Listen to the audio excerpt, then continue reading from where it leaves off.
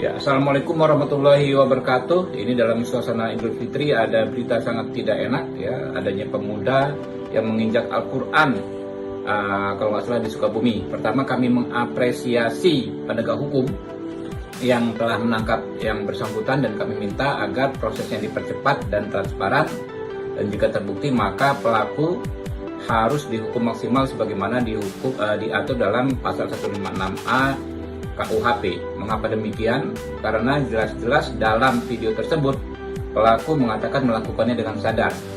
Ini berarti memenuhi kualifikasi gradasi kesengajaan yang paling berat, yaitu sengaja dengan maksud. Jadi dalam hukum pidana ada 3 gradasi kesengajaan. Yang pertama sengaja dengan maksud, yang kedua sengaja dengan sadar kepastian, dan ketiga sadar dengan kemungkinan. Nah, yang pertama tadi yang paling berat, sengaja dengan maksud. Jadi memang jelas-jelas pelaku bermaksud menghina agama Islam.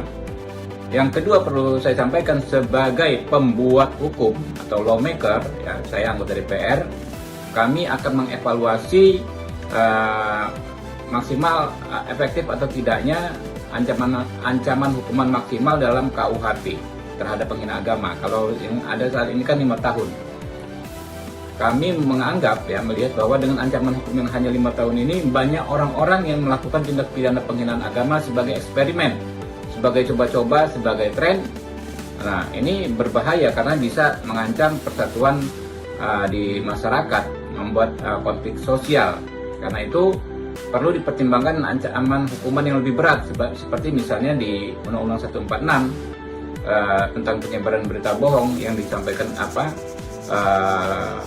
yang ancaman hukumannya 10 tahun penjara. Contohnya kasus Muhammad KC.